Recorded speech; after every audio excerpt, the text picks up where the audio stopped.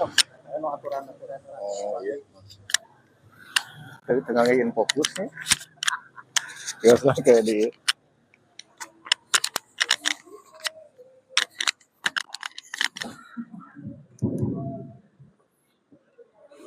Innal hamdalillah nahmaduhu wa nasta'inuhu wa nastaghfiruh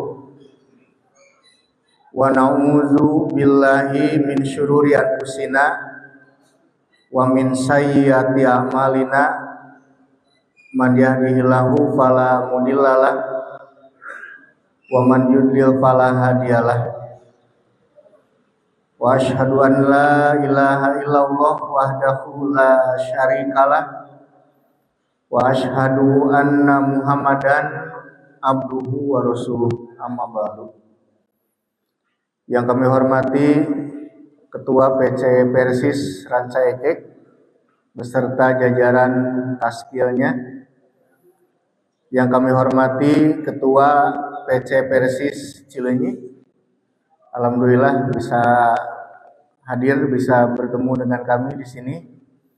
Juga taskil, juga yang kami hormati para ketua otonom, dan yang kami hormati guru kami, Mudir Am PPI 24 Ranca Ekek, Ustadz Kiai Haji Endang Sirojudin. Alhamdulillah bisa bertemu dengan beliau. Mohon izin Ustaz untuk di depan itu. Sebab ini sebetulnya harusnya Ustaz Endang Sirojudin yang berikan materi ya. Sebab beliau, saya dengan Ustaz Asep itu memang dari dulu di Pemuda itu dibina oleh Ustaz Endang Sirojudin itu. Jadi kalau di Pemuda itu pasti itu kalau berkaitan dengan konstruk pemikiran pasti Ustaz Endang Sirojudin itu. Beri aplaus kepada beliau. Alhamdulillah ini bisa dipertemukan ya.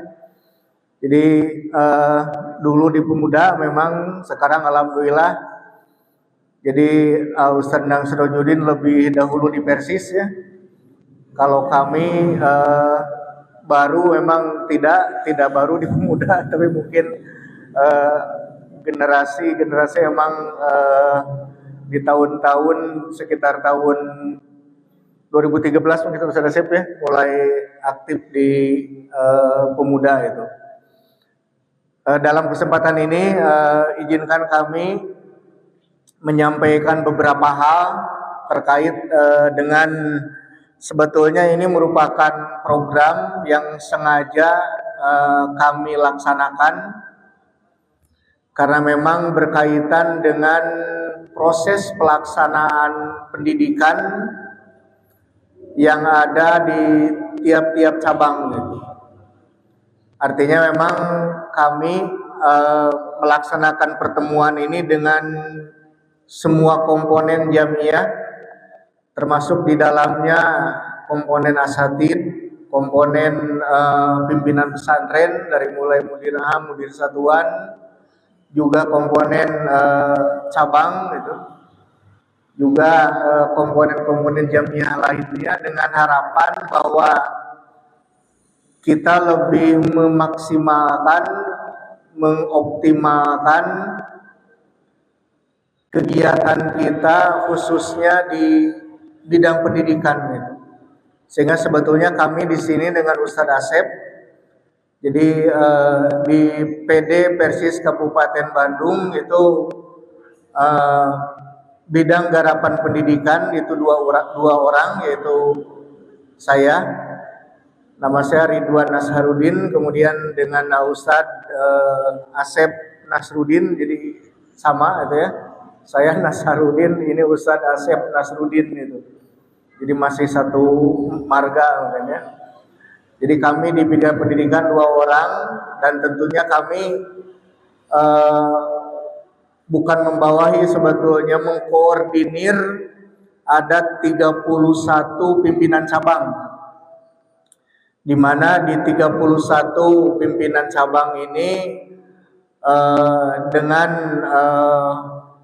keanekaragaman dari segi anggota, tentunya dari segi wilayah geografis, kemudian juga tentunya secara kuantitas ini memang berbeda-beda di setiap cabang, sehingga kami memiliki target ini bahwa pelaksanaan pendidikan di cabang ini diharapkan di tahun 2023 ini baik secara kuantitas tentunya juga secara kualitas itu ada peningkatan, itu harapan kami gitu ya. Jadi memang di beberapa cabang di wilayah Kabupaten Bandung itu secara kuantitas lembaga atau jumlah lembaga memang tidak merata gitu. Ada cabang yang memang satuan pendidikannya banyak gitu ya. Tapi ada cabang yang memang ini menjadi target kami.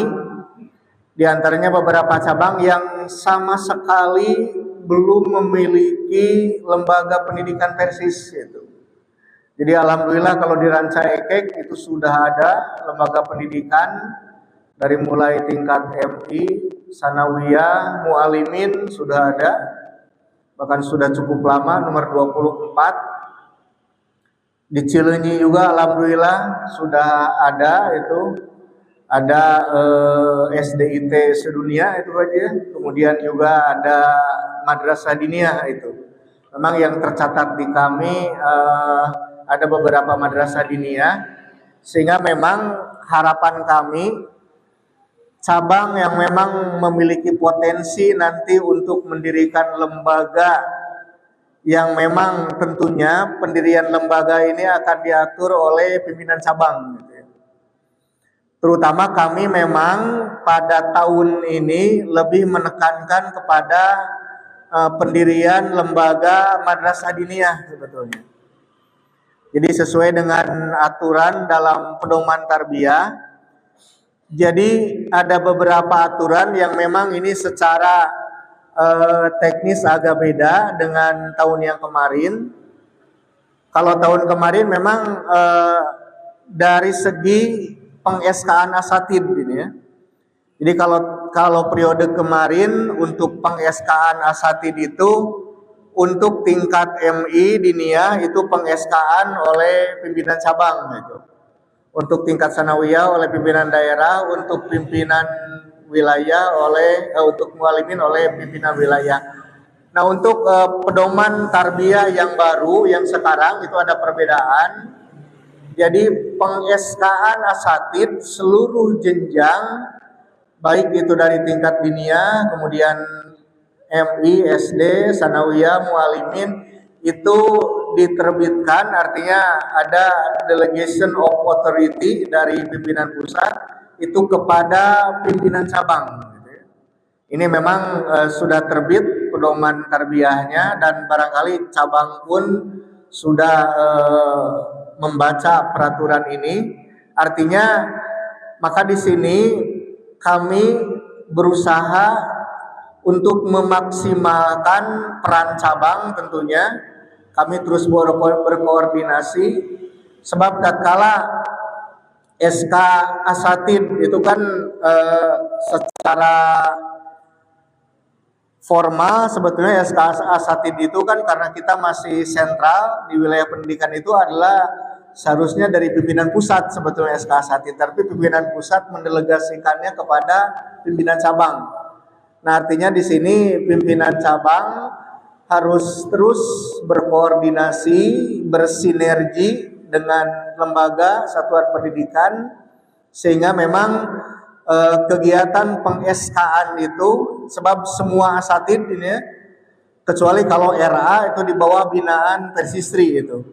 Jadi RA itu memang oleh pimpinan pusat didelegasikan itu di bawah binaan Persistri. Kalau dari mulai diniyah, MI, sanawiyah, mualimin itu peng-SK-annya didelegasikan kepada pimpinan cabang gitu.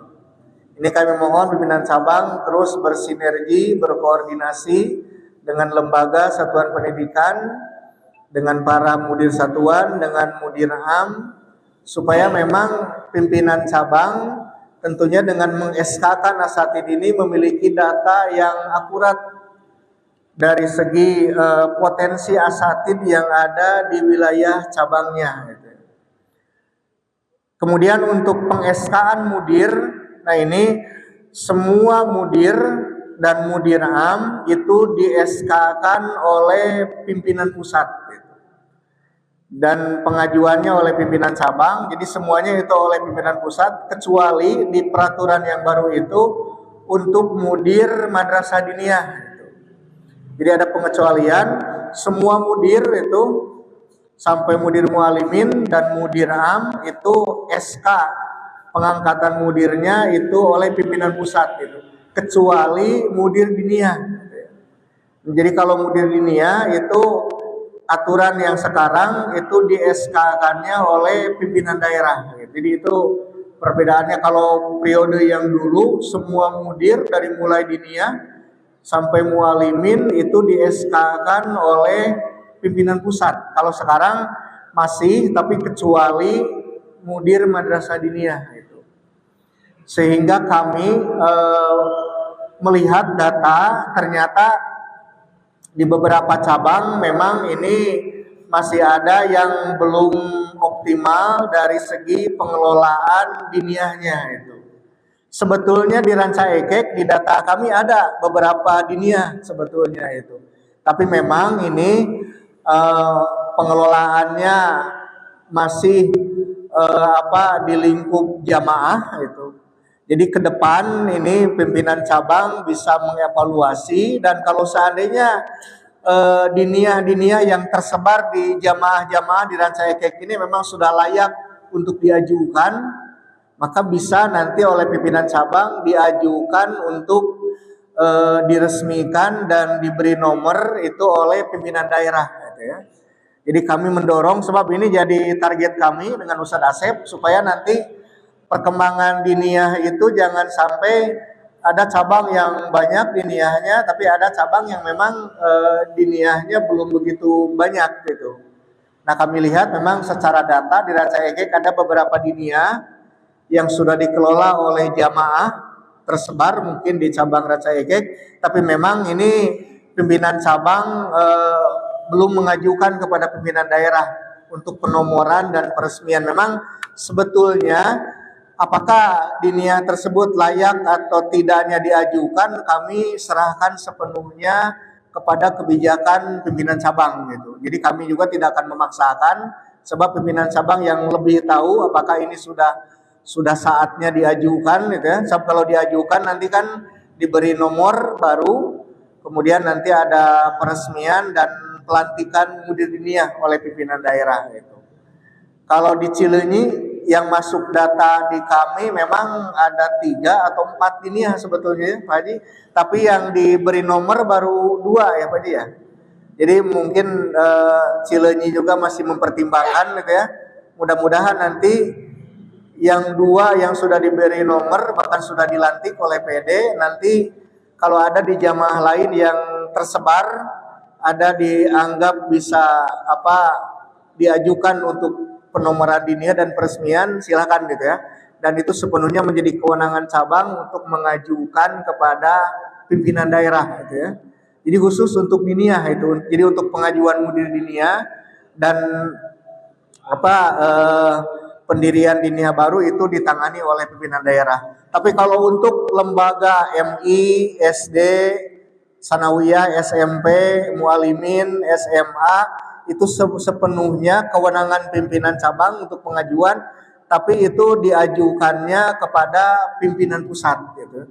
Jadi kami pimpinan daerah tidak berwenang untuk melantik atau untuk mendirikan satuan pendidikan selain madrasah diniyah itu ya.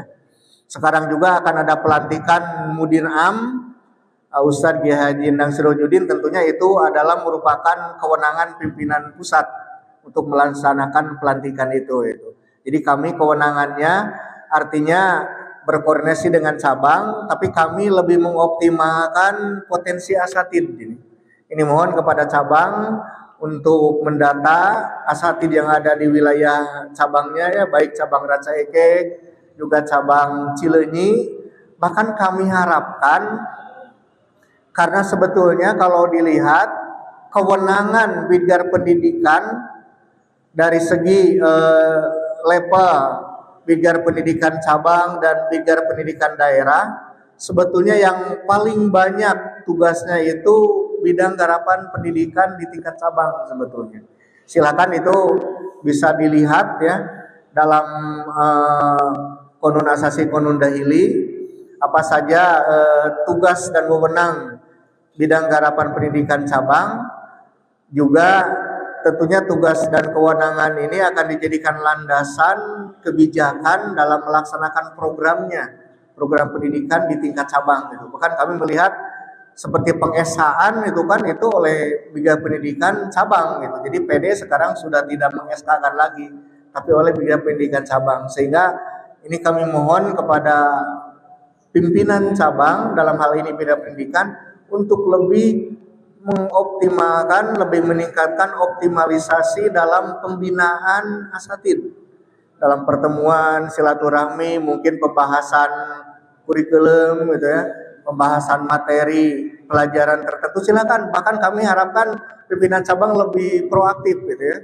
Sabkan kalau oleh pimpinan daerah itu mungkin tidak akan mua kewaktuan gitu. Mari kan asatid yang banyak sepede itu, tapi kalau oleh pimpinan cabang maka ini bisa lebih efektif lagi pembinaan itu. Jadi kami di sini sebetulnya kehadiran kami lebih kepada menginisiasi lah nanti kepada bidang pendidikan cabang untuk selanjutnya terus mengadakan konsolidasi dengan asatid dan bahkan mengadakan pertemuan-pertemuan dengan asatid untuk membahas hal-hal yang berkaitan dengan pelaksanaan KBM, terutama pelaksanaan pendidikan yang ada di satuan pendidikan di wilayah cabang bersangkutan. Itu harapan kami itu. Sebab tadi juga dikatakan oleh Ustadz Asep bahwa pendidikan itu merupakan ciri khas Persis yang memang dari dulu Persis selain di bidang dakwah maka concern di bidang pendidikan. Sehingga Persis itu dari sejak mulai lahirnya Persis itu sudah dilaksanakan kegiatan-kegiatan pendidikan yang bahkan lebih serius itu dibandingkan dengan organisasi lain. Dan memang dengan munculnya lembaga-lembaga pendidikan itu sebetulnya adalah merupakan media kaderisasi bagi Persis. Karena kan ada yang mengatakan bahwa pendidikan itu adalah bagian dari dakwah. Ya kita pahami memang betul. Kalau dakwah kan tugas utamanya jelas kan, ya'muruna bil ma'ruf wa yanhauna 'anil munkar gitu kan. Pendidikan juga sama sebetulnya itu. Jadi dakwah juga kalau melihat dalam surat Ali Imran jelas kan, yad'una ilal khair kan, wa ya'muruna bil ma'ruf wa yanhauna 'anil munkar. Pendidikan juga sama pada dasarnya seperti itu. Sehingga ada yang mengatakan bahwa pendidikan adalah bagian dari dakwah. Tapi ada yang mengatakan dakwah adalah bagian dari pendidikan. Sekira narasi itu kalaupun nanti diperdebatkan itu nanti saja itu ya. Itu bagian guru saya itu Ustaz Nangsirudin nanti untuk memperdebatkan itu karena ini. Tapi kita yang penting bahwa sadar bahwa dalam kegiatan pendidikan ternyata ada tugas yang harus kita laksanakan. Artinya ketika kita melihat konsep pendidikan Persis, maka tentu akan berbeda dengan konsep pendidikan Barat, akan berbeda dengan konsep pendidikan non-Islam katakanlah. Sebab ada kekhawatiran di kita juga kan bahwa pendidikan kita itu lama-lama akan menghilangkan materi agama. Itu memang yang kita khawatirkan. Karena memang konsep pendidikan liberal, konsep pendidikan Barat, memang mereka menganggap bahwa materi agama tidak utama gitu. Jadi kurikulum Merdeka ini ada karena kan dengan kalimatnya bahwa pendidikan itu mengembangkan nilai-nilai budaya gitu ya. berdasarkan Pancasila itu kan, maka ada kekhawatiran materi agama ini akan dihilangkan. Nah, mudah-mudahan tidak terjadi kekhawatiran itu. So, kalau nilai agama dihilangkan, itu memang konsep pendidikan barat gitu. Justru kita pendidikan itu akan memperkuat nilai-nilai agama. Makanya pendidikan PDS itu berdasarkan tauhid, ibadah, akhlak. Dan yang paling pertama adalah tauhid yang harus diperkuat. Sehingga kalau tauhid, ibadah, dan akhlak tidak sampai kepada anak-anak kita ketika kita ngajar, maka sebetulnya ruh pendidikan Persisnya tidak ada. Sebab Persis itu justru penekanannya kepada tauhid, ibadah, dan akhlak. Ya, apakah itu harus pelajaran agama? Bukan hanya pelajaran agama sebetulnya. Pelajaran apapun seorang guru itu, maka dia, apakah itu pelajaran matematik, pelajaran IPA, pelajaran apapun, pasti dia akan bisa menyampaikan nilai-nilai tauhid, ibadah, dan akhlak. Dan itu memang harus sampai kepada anak-anak kita. Justru jangan sampai seperti pola pendidikan barat, kalau belajar matematik, maka pola pikirnya itu hanya matematik saja, sehingga tidak ada kaitan dengan urusan agama. Nah, kita jangan sampai seperti itu. Nah, untuk masalah aturan-aturan, saya kira itu bisa dibaca dalam pedoman tarbiyah, gitu ya. Jadi pedoman tarbiyah sudah ada, silakan kepada Bigar Pendidikan untuk mengkaji aturan itu, dan silakan juga nanti untuk pelaksanaannya juga berkoordinasi dengan jamaah, dengan asatid gitu. Sebab aturan-aturan itu merupakan pijakan atau dasar dalam melaksanakan kegiatan Bigar Pendidikan. Kemudian dalam pelaksanaan kegiatan pendidikan, terutama di cabang, kami harapkan koordinasi cabang dengan pesantren itu lebih intensif. Artinya tatkala nanti kan di tingkat diniyah ada rencana untuk pendirian diniyah, maka ada koordinasi dengan lembaga lain gitu. Sehingga kami tidak mengharapkan ketika cabang bermaksud mendirikan suatu lembaga, maka ada gesekan dengan lembaga lain. Nah, kami tidak mengharapkan seperti itu. Tolong ini cabang melihat situasi. Makanya kan ketika ada pengajuan lembaga pendidikan apapun, maka sebetulnya akan ada pertimbangan cabang melihat lembaga pendidikan yang ada di cabang tersebut gitu. Jadi jangan sampai ini menimbulkan gesekan-gesekan, sehingga makanya kami harapkan pertimbangan apakah lembaga pendidikan itu layak diajukan dan tidak, ini mohon dipertimbangkan secara matang oleh pimpinan cabang. Juga dengan berkoordinasi tentunya dengan lembaga pendidikan yang ada di wilayah cabang tersebut gitu. Dan untuk madrasah diniyah ini kan kalau untuk sanawiyah, sebetulnya sanawiyah mualimin itu kan MI cabang akan melihat nanti potensi yang ada.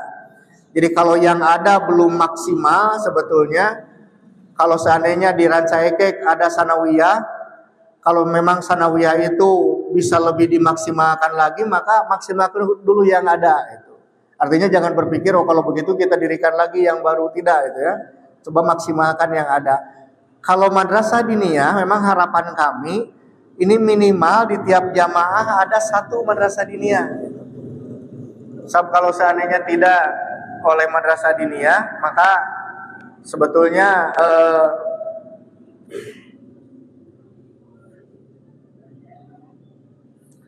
kalau seandainya madrasah diniyah tidak ada di setiap jamaah, khawatirnya orang lain yang mendirikan madrasah diniyah tersebut. Jadi itu harapan kami. Kalau untuk diniyah, ini harapan kami mudah-mudahan ini minimal lah, atau di satu jamaah itu ada satu madrasah diniyah. Nah, ini harapan kami seperti ini untuk memperkuat potensi atau kualitas nanti santri yang akan masuk ke sanawiyah gitu. So kalau melihat kurikulum sanawiyah, kalau yang masuk ke sanawiyah tidak pernah mengalami belajar di madrasah diniyah, sebetulnya dia akan berat gitu. Terus jam seberapa? Jam 10? Jam seberapa? Oh iya. Jadi kalau seandainya masuk hanya dari SD, kemudian dia masuk ke sanawiyah, dan tentunya pesantren juga akan memfasilitasi. Memang tidak boleh kalau ada orang tua yang memasukkan santri dari SD ke sanawiyah kita tolak dengan alasan karena tidak sekolah diniyah. Itu memang tidak boleh. Itu kan kasihan orang tua, dia sengaja menyekolahkan anaknya ke sanawiyah Persis dengan harapan kan mendapatkan bimbingan materi dari pesantren Persis. Kita tolak karena alasannya tidak sekolah di diniyah. Nah, jangan. Artinya kita cari cara bagaimana dia bisa mengikuti materi-materi sanawiyah. Dan tentunya alangkah lebih baiknya jika seandainya yang masuk ke sanawiyah itu adalah santri salah 11. Oh iya. Adalah santri yang memang sudah belajar dulu di madrasah diniyah. Alhamdulillah dari pimpinan pusat sudah hadir. Jadi nanti setelah kami akan dilaksanakan pelantikan. Kemudian juga kami sampaikan informasi. Nanti barangkali Ustaz Asep akan menyampaikan informasi. Monggo Ustaz Pepen, wilujeng sumping ke Ustaz Pepen, Sekretaris Bidang Tarbiyah, Pimpinan Pusat Persis.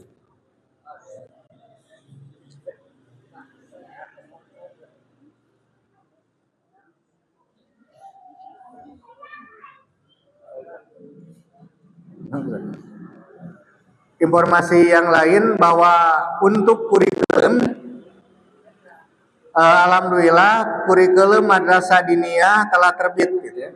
Jadi ini Rancaike kan ada diniyah tapi belum diajukan, silakan saja. Kalau memang dikelola oleh jamaah itu menggunakan kurikulum yang diterbitkan oleh Persis gitu. Kemudian Cileunyi juga sudah ada diniyahnya dan itu sudah bisa memakai kurikulum dari Persis. Jadi untuk kurikulum madrasah diniyah Persis sudah terbit 2023. Mudah-mudahan ke depan nanti akan terbit dari pimpinan pusat kurikulum baru untuk tingkat sanawiyah, tingkat SMP barangkali, tingkat MI, SD dan aliyah mualimin itu. Mudah-mudahan ini PP sedang mempersiapkan yang sudah sekarang disahkan itu kurikulum madrasah diniyah itu. Dan tentunya keberadaan kurikulum itu merupakan pijakan materi yang harus disampaikan oleh asatid gitu. Sehingga ini untuk diniyah mudah-mudahan ini dengan kebijakan bahwa kurikulum baru dilaksanakan dan bisa nanti di mix atau dicampur kalau seandainya dianggap perlu dengan kurikulum yang dulu kita laksanakan. Jadi fleksibel. Jadi kita tidak harus semuanya materi, kalaupun ada materi tambahan bisa dari kurikulum yang dulu itu ya. Sebab pada dasarnya kan kurikulum itu al-madah. Madah itu artinya materi gitu ya. Di dalam kurikulum ada materi, ada perencanaan itu, ada alokasi jam pelajaran. Itu sebetulnya sangat penting, tapi kita juga sering mendengar istilah dan sering kita dengar itu kan bahwa al-madatu muhimmatun, bahwa keberadaan materi, keberadaan kurikulum itu memang penting gitu. Karena kalau tidak ada materi kan guru akan ngajar apa gitu. Justru jangan sampai terjadi guru masuk ke kelas dia memberikan materi itu tidak pernah dipersiapkan, pokoknya mah tatkala masuk kelas materi anu kaingetna di kelas gitu anu diberikan ke santri, jangan seperti itu. So ada kurikulum karena ada materi itu, sehingga guru persiapan bahwa al-madatu muhimmatun, materi atau kurikulum itu penting. Walakinna thoriqah ahammu minal madah. Tapi juga dikatakan materi penting, kurikulum penting, tapi at-thoriqah, metode atau teknik atau cara kita menyampaikan, metode pengajaran itu ahammu minal madah, lebih penting dari materi. Artinya seberapa bagus pun materi, kalau disampaikannya dengan metode yang tidak sesuai maka akan tidak berguna, kan? Ada metode untuk pelajaran MI disampaikan ke anak dengan menggunakan metode untuk mualimin. Walaupun materinya itu, tapi metode yang digunakannya untuk siswa mualimin mungkin tidak akan bisa dipahami oleh anak itu. Jadi walakinna thoriqah ahammu minal madah, tapi metode itu lebih penting dari materi. At-thoriqatu muhimmatun, metode itu penting, tapi walakinnal mudarrisa ahammu minat thoriqah. Materi, metode dan metode itu penting, tapi al-mudarris, guru, keberadaan guru itu lebih penting daripada materi, daripada metode dan materi. Jadi seberapa bagusnya kurikulum dengan catatan metodenya begitu luar biasa bagusnya, kalau tidak ada guru tidak akan bisa berguna apa-apa. Makanya kehadiran guru sangat penting. Jadi kalau di sekolah sudah dibuat kurikulum, alokasi jamnya, tapi gurunya tidak hadir ke kelas, untuk apa gitu. Walaupun di dokumen kurikulumnya bagus, ini ada kurikulum disusun, materi dan metodenya dengan sangat bagus, tapi gurunya tidak hadir ke kelas, akan berguna? Tidak akan gitu. Makanya walakinnal mudarrisa ahammu minat thoriqah, bahwa guru lebih penting dari metode. Dan selanjutnya al-mudarrisu muhimun, seorang guru memang penting. Walakinna ruhal mudarris ahammu minal mudarris, guru, keberadaan guru penting, tapi ruh seorang guru itu lebih penting dari guru. Artinya bahwa keberadaan guru kadangkala di kelas hanya hadir saja. Kalau gurunya tidak punya ruh, maka tidak akan bisa tersampaikan materi dan metode dengan baik.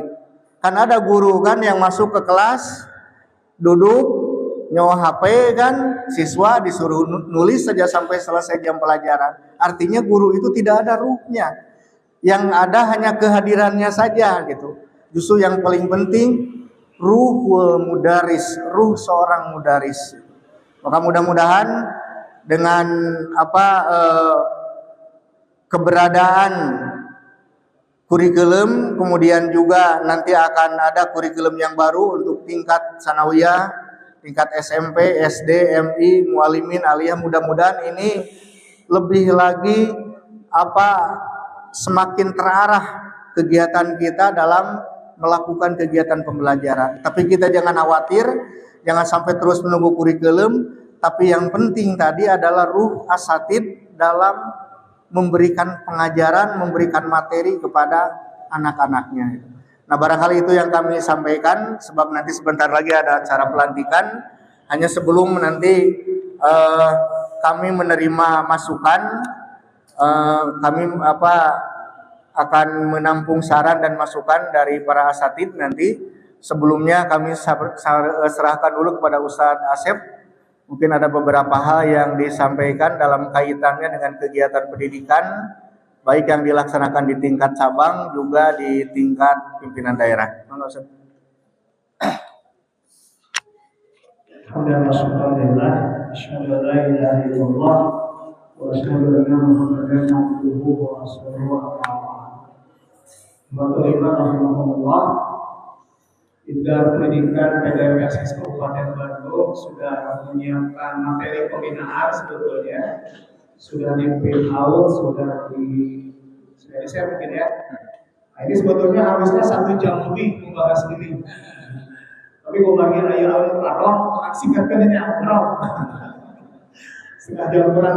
Ya, di halaman pertama itu di footnote saya kutip pernyataan seorang Syekhul Azhar, Syekhul Azhar. Sampai Syekhul Azhar terus. Jadi ada seorang Syekhul Azhar, seorang syekh di Universitas Al Azhar, namanya Syekh Mustafa Ali Rozin. Beliau membuat atau memberi mukadimah, memberi kata pengantar dalam sebuah kitab Pan Tarbiyatil Aulad. Pan itu seni tarbiyah, mendidik al-aulad, anak. Berarti Pan Tarbiyatil Aulad, seni membuat anak terdidik. Dan di dalam kitab itu Syekh Mustafa Ali Rozin mengatakan, inna tarbiyata asasu kulli islahin wa migdaru kulli nahdatin. Pendidikan itu adalah dasar segala upaya perbaikan, dan pendidikan adalah indikator kebangkitan dan kemajuan. Maksudnya, jika kita ingin mengubah, ingin memperbaiki masyarakat, bangsa, bahkan ingin memperbaiki ormas, maka perbaiki sajalah pendidikannya. Dan alat ukur kebangkitan dan kemajuan masyarakat, bangsa, bahkan kemajuan ormas, lihat saja pendidikannya. Dan itu sudah kita singgung tadi ya. Di Persis ada slogan Rawahu Asep dan Ridwan, La madrasata la persisa. Tidak ada sekolah, tidak ada madrasah, belum sah persisnya. Menunjukkan bahwa gerakan kita, gerakan pendidikan itu sangat penting. Ada satu pemahaman yang keliru di kita. Kalau ditanya negara manakah yang paling maju, itu rata-rata jawabannya adalah Finlandia, rata-rata Singapura, rata-rata Amerika, dan itu salah. Menurut guru saya, Profesor Ahmad Tafsir, pendidikan terbaik di dunia itu bukan di Finlandia, bukan di Eropa Barat, bukan di Eropa Timur, tapi ada di Israel katanya. Jadi negara yang paling bagus pendidikannya hari ini adalah Israel. Makanya hari ini negara yang paling hebat di dunia itu adalah Israel. Kenapa saya katakan Israel negara yang paling hebat? Amerika saja tidak berkutik. Persatuan bangsa-bangsa tidak ada apa-apanya di nakelek Israel. Menunjukkan Israel adalah negara yang paling hebat. Kenapa disebut negara paling hebat? Karena pendidikannya paling bagus. Apa indikatornya? Hari ini konon katanya di Israel itu ada undang-undang. Satu rumah wajib ada satu dokter, wajib ada satu dokter. Itu di Israel. Di Indonesia kemarin BPS angkatan kerja di Indonesia 2023 40% lulusan SD. Jadi bisa dibayangkan namun Israel perang dengan Indonesia, mana menang? Tidak ada apa-apanya Indonesia itu.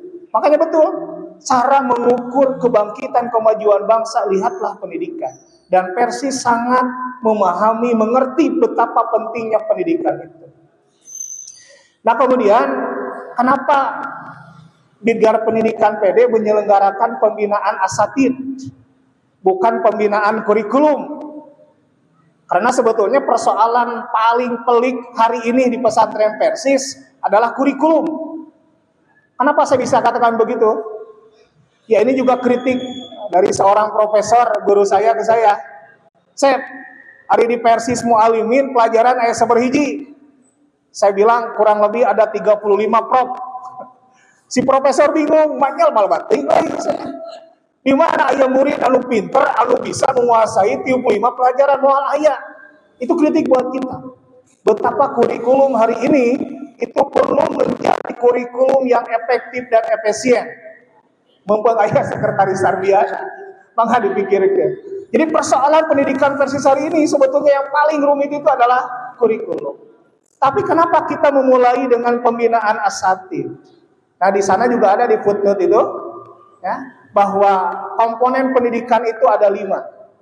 Ada al-mudarris, ada yu'alim, ada at-talib, ada al-madah al-ilmiyah, dan ada al-madrasah. Semua kitab-kitab tarbiyah mengatakan komponen utama pendidikan itu adalah guru. Makanya yang kita lakukan adalah pembinaan asatidnya terlebih dahulu. Mungkin nanti di akhir periode baru kita akan coba pembinaan bagaimana implementasi kurikulum yang efektif dan efisien. Rahimakumullah. Selanjutnya kita coba murojaah tentang hakikat pendidikan.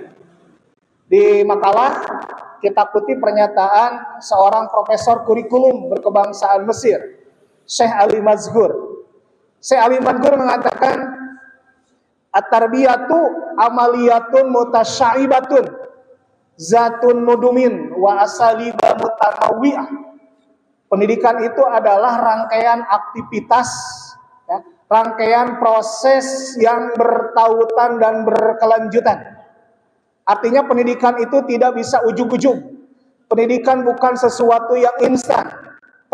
Pendidikan adalah proses terus. Jadi lamun aya budak bangor di ka pasantren urangkeun, karek saminggu bapana ngeluh, nah hatat budak urang anggar bangor keneh. Kita tanya tos sabaraha taun namanya saminggu, mustahil. Pendidikan itu memerlukan sebuah proses, dan proses itu butuh waktu. Yang kedua, zatun nudum wa asaliba mutanawi'ah.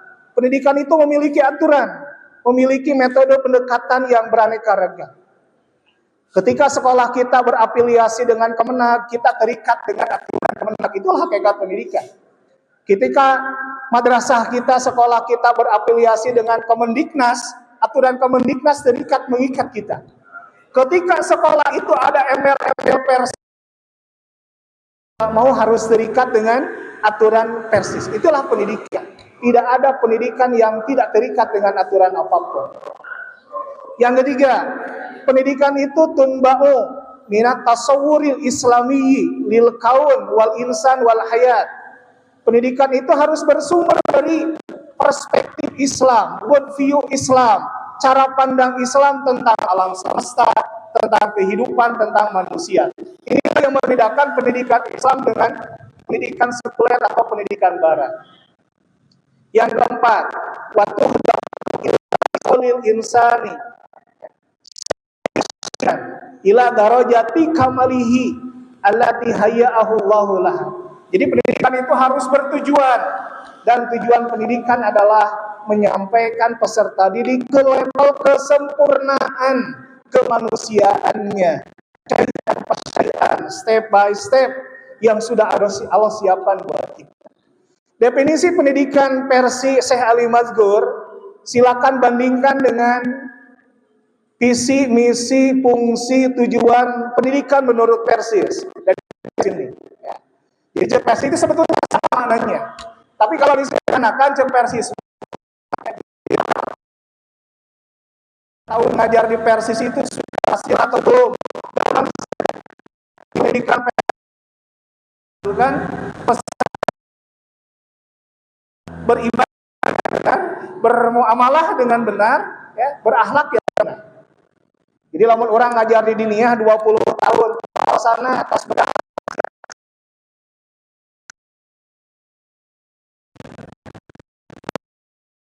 Berarti ngajar teh. Menjadi masalah lain murid ada siap teh. Guru nasieun agak enggak bisa. Kita baru dapat.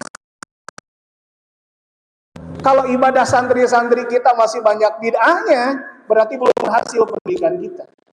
Lihat akhlaknya, sudah berakhlak baik atau belum. Kalau berakhlaknya masih campur aduk, yang anak pang dan sebagainya, berarti belum berhasil proses pendidikan yang sudah kita laksanakan.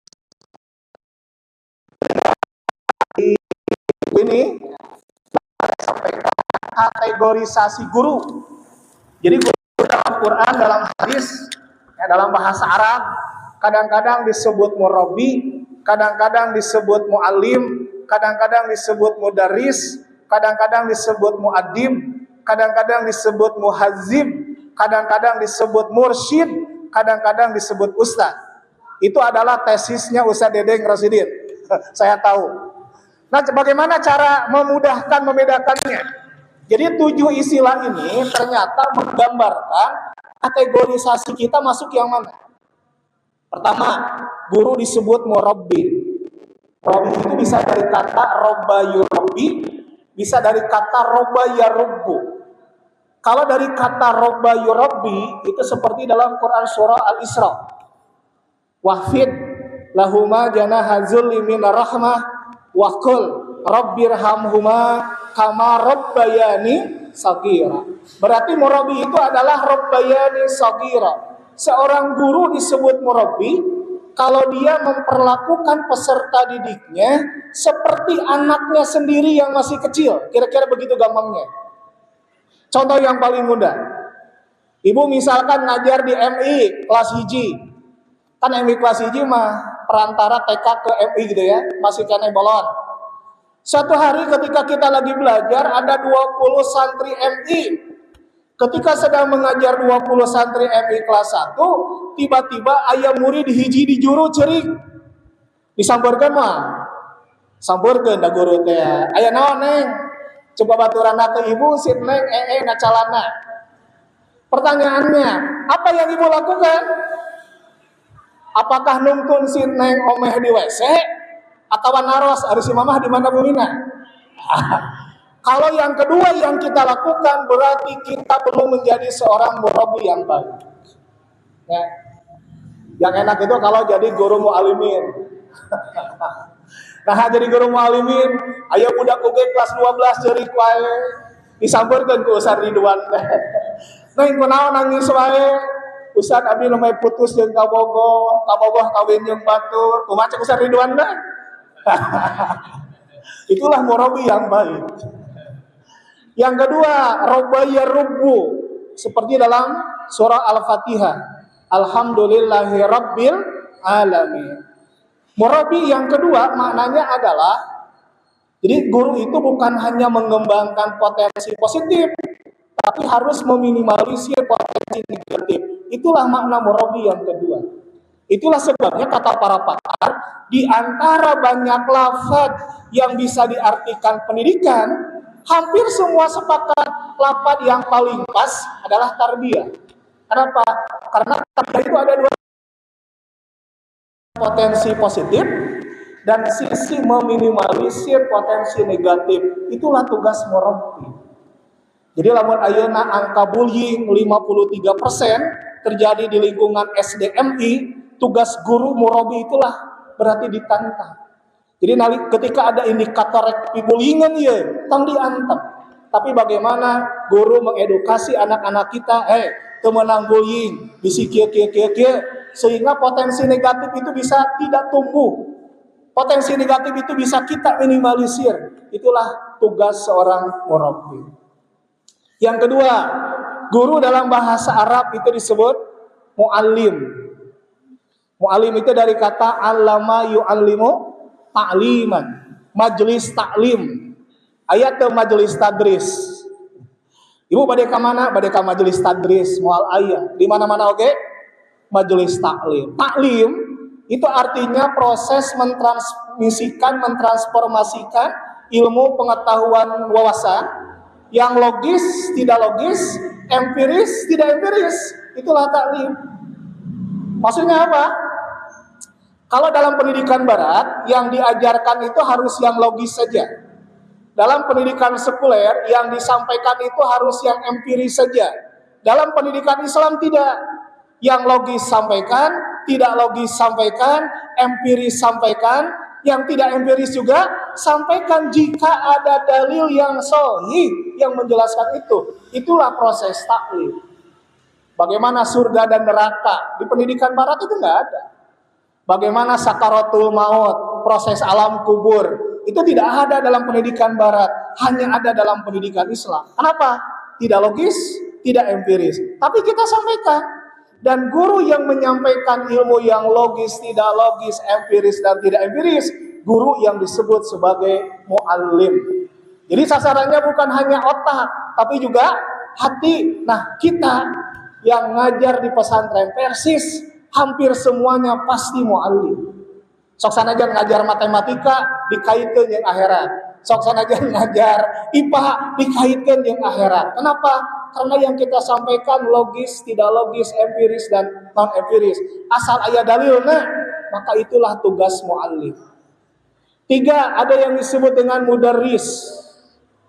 Kalau di luar negeri, fakultas keguruan itu kuliatul tadris. Kalau bahasa kita, tadris itu hampir sama dengan makna pedagogis. Jadi buat kita yang alumni mu'alimin pernah belajar pedagogik, nah itulah tadris. Berarti mudaris itu adalah guru yang mempelajari, memahami dan mempraktekkan pedagogis. Itulah guru yang mudaris. Yang keempat, guru itu disebut mu'adib. Mu'adib itu dari kata adab. Ada etika, ada moral, ada akhlak, ada karakter, ada adab. Singkatnya, adab itu adalah karakter baik yang bersumber dari tuntunan ajaran agama. Itulah adab. Guru yang menyampaikan adab kepada murid disebut mu'addib. Yang ke berapa? 4. Yang kelima ada yang disebut dengan muhadzib. Muhadzib itu dari kata tahzib. Tahzibul wasiyah. Nah, Ustaz Usman bikin ma'had tahzib al-wasiyah.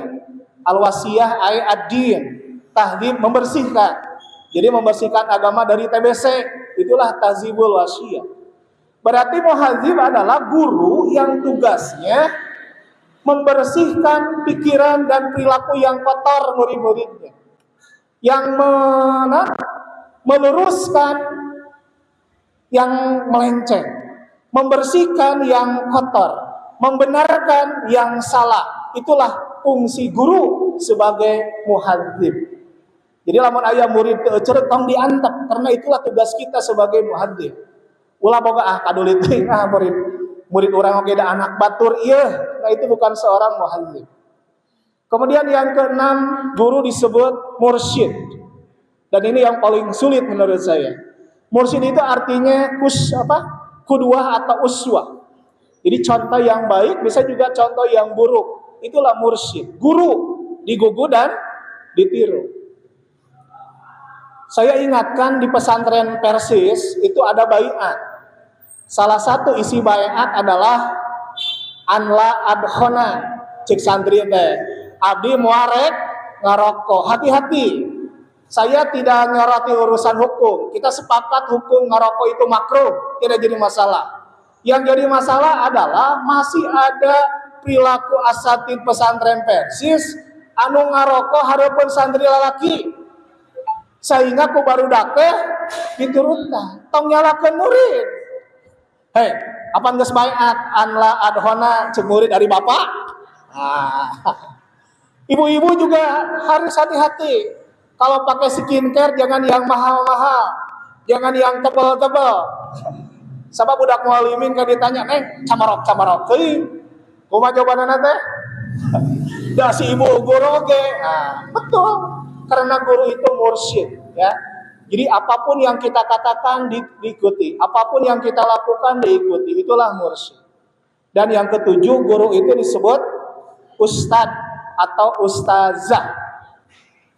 Hal yang menarik kalau saya diskusi dengan teman-teman alumni Timur Tengah, ternyata di Timur Tengah itu seorang pengajar, seorang guru disebut ustad atau ustadzah kalau gelarnya minimal S2. Ya. Ustadz Ridwan Nasaruddin MPD wajar, nah lulusan S2. Tapi kalau lulusan baru S1 belum disebut ustadz. Meskipun gelarnya LC, lulusan Cibegol, harus S2 minimal atau doktor baru disebut ustadz. Di atas doktor, di atas ustadz namanya syekh. Syekh itu artinya profesor. Di atas syekh namanya almarhum. KBOG pasti kadinya. Nah maksudnya apa? Di sini saya katakan bahwa seorang guru disebut ustadz. Dia harus memperhatikan the continuous improvement. Kita sebagai ustadz itu harus terus meningkatkan kualitas dirinya. Ya. Jadi kalau PP Persis konon katanya kerjasama sareng Mesirnya, nah itu bagian dari the continuous improvement kita. Jadi guru teh ulah didinya 20 tahun jadi guru fikih mualimin, ngajar teh bab toharoh we, toharana teh tadi Bulghul Maram Ahsan. Bukan jelek, Bulghul Maram Ahsan itu bagus, tapi coba tingkatkan. Baca Bulghul Maramnya, baca Nailul Autornya. Sekarang ada yang baru, ada Tawdihul Ahkamnya. Ada yang paling baru lagi, Fathu Zil Jalali wal Ikram, karya Syekh Utsaimin. Kita baca, kita baca. Jadi tingkatkan literasi kita. Ulah tiba heula ngan eta jeung eta we ngajar deui nya urang mah kudu diajar deui geus pinter. Padahal nu dibahas bab wudu we hungkul, padahal masih banyak. Itulah kemampuan meningkatkan kualitas diri sebagai ustadz, sebagai ustadz. Dan yang terakhir, di makalah juga disampaikan bagaimana sifat-sifat yang ideal bagi seorang ustadzah pesantren Persis. Ya. Al-Khawais al-Mumtazah li asatid al-Ma'ahid al-Islam ad-Dini. Jadi di sana saya kutip dari bukunya Syekh Al-Abrosi, dan ternyata apa yang disampaikan oleh Syekh Al-Abrosi itu sama seperti yang disampaikan oleh Al-Imam Nawawi dalam pengantar kitab yang terkenal Al-Majmu' Syarah Al-Muhadzab. Di sana saya sebutkan dua heulanya. Satu, bahwa seorang guru itu harus juhud. Dua, seorang guru itu harus ikhlas. Inilah saya kira sifat yang paling ideal yang harus dimiliki terutama untuk hari ini. Apa juhud bagi seorang guru itu? Juhud bagi seorang guru maknanya adalah cek bahasa ayeuna mah teu hedon. Naon hedon teh? Ya hedon. Jadi kalau ibu oleh suami dikasih uang belanja 200 juta sebulan. Amin gitu, Bu. Dipasihan atas belanja 200 juta sebulan. Kengeng teh ibu waktu sengajar ngangge gelang 2 kilogram mas. Mana mas ibu anu meuli ibu kumaha ibu? Ngan punten upami nuju ngajar mah eta simpen heula. Itu tidak menggambarkan seorang guru yang juhud. Ustaz Ridwan, ini punya Ferrari Ustaz Ridwan itu. Potona. Tapi ketika beliau ngajar ke pesantren Persis Pamengpeuk, itu tidak memakai Ferrari-nya itu. Kenapa? Tidak memperlihatkan.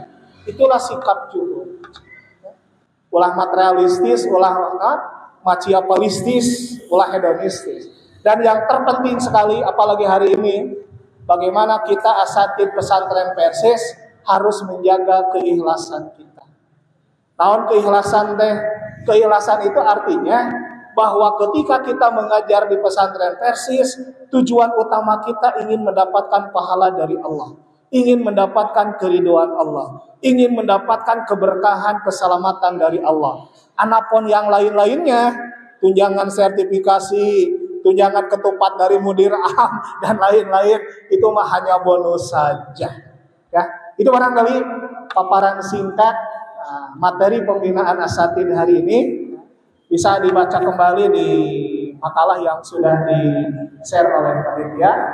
Mudah-mudahan silaturahmi kita hari ini dengan Bidgar Pendidikan PD Persis Kabupaten Bandung bisa memotivasi, terutama tadi Bidgar Pendidikan PC untuk lebih sering menyelenggarakan acara seperti ini, berkomunikasi dengan seluruh asatid, ya, membicarakan seluruh persoalan yang ada di seputar pendidikan kita dan bersama-sama mencarikan solusi dalam rangka meningkatkan kualitas pendidikan kita di pesantren Persatuan Islam yang kita cintai.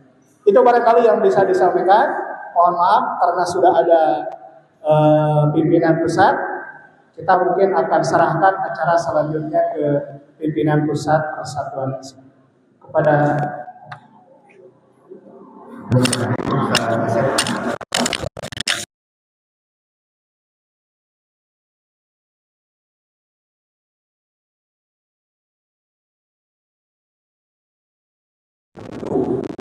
yang sengaja bahasan kami itu adalah seputar asatid gitu ya, seputar pelaksana pendidikan, sehingga ada protes di cabang tertentu.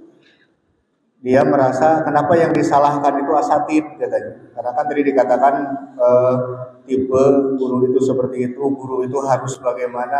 Dia kenapa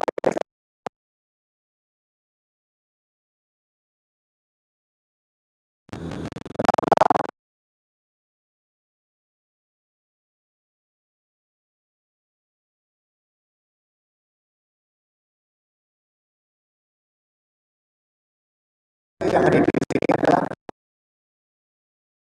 harus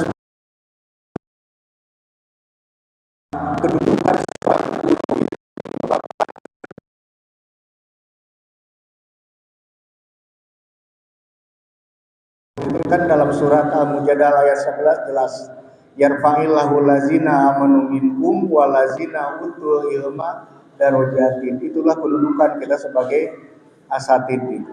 Adapun tadi bahwa guru itu harus juhud dan ikhlas, memang itulah yang harus kita laksanakan. Tapi bukan berarti ini jamiah lepas tanggung jawab. Justru harapan kami, jadi jangan sampai karena menuntut guru harus juhud dan ikhlas kembali guru digaji gitu. Da guru mah geus ikhlas, da kudu juhud, justru ini harus peran jamiah hadir. Bagaimana peran pimpinan cabang dalam urusan rotibah, peran pimpinan daerah sampai peran pimpinan pusat. Kami harapkan ke depan itu Ustadz Pepen itu kalau melantik menerbitkan SK itu kan di sana ada mengangkat mudir am ya Ustadz Pepen, mudir satuan. Ke depan mudah-mudahan Ustadz Pepen nanti dari PP itu juga tercantum gajinya gitu. Harusnya gitu kan SK itu. Jadi kalau mengangkat mudir am atau mudir satuan itu tercantum gajinya. Mudah-mudahan saya kira ke depan memang mudah-mudahan seperti itu. Artinya walaupun di SK tidak tercantum, tapi kan jamiah juga dari mulai pimpinan jamaah, cabang, PD sampai ke pimpinan pusat, maka harus memikirkan bagaimana meningkatkan kesejahteraan asatid, walaupun asatid tidak akan nuntut sebetulnya. Karena tadi kan harapan kita bahwa asatid itu harus memiliki sifat juhud dan ikhlas. Sampai-sampai dalam As-Sobuni itu dalam tafsir ahkam itu kan masih di jilid 1 karena hanya 2 jilid. Di sana ada tafsir surat Al-Baqarah ayat 159. Di sana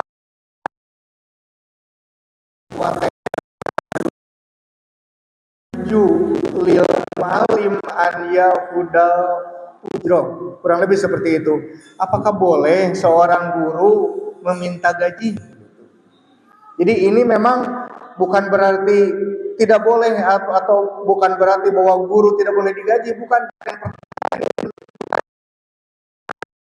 Menjaga antara mengajar. Betapa guru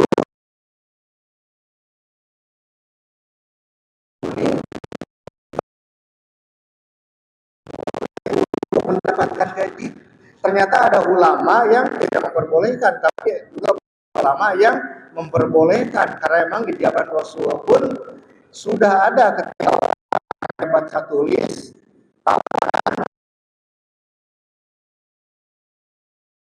hari ini kita lebih meningkatkan keikhlasan kita seperti asal uang.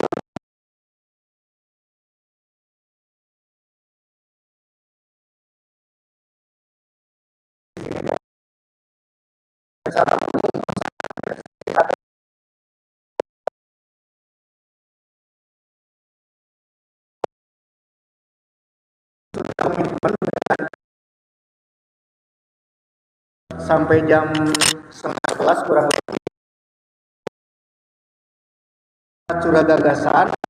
Teknisnya kita nanti kalaupun ada sesuatu hal, saran atau masukan ya, di sini dari asatid, baik itu kepada kami pimpinan daerah tentang yang berkaitan dengan pendidikan, silakan sampaikan ya kepada pimpinan cabang lewat WA boleh, lewat tertulis boleh, nanti oleh pimpinan cabang diserahkan kepada kami. Jadi kami akan buka karena kami sudah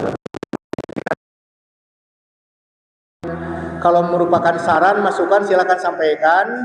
Kalaupun ada yang ditanyakan silakan sampaikan, nanti oleh cabang akan disampaikan kepada kami, kepada PD. Ataupun kalaupun ada hal yang disampaikan, saran atau masukan untuk pimpinan pusat atau pimpinan wilayah, silakan sampaikan dulu kepada kami, nanti kami sampaikan baik itu kepada pimpinan wilayah atau kepada pimpinan pusat. Barangkali itu yang kami sampaikan. Jadi mohon Bidang Pendidikan PC menampung kalau ada aspirasi dari asatid, nanti mohon disampaikan kepada kami. Rupanya itu yang kami sampaikan. Mudah-mudahan bermanfaat. Mohon maaf jika ada kesalahan. Kami tutup acara ini dan selanjutnya nanti akan dilanjutkan dengan acara pelantikan. Untuk dari PD kami tutup. Robbana atina fid dunya hasanah wa fil akhirati hasanah wa qina azabannar. Aqulu qauli hadza wa astaghfirullah li wa lakum. Wassalamualaikum warahmatullahi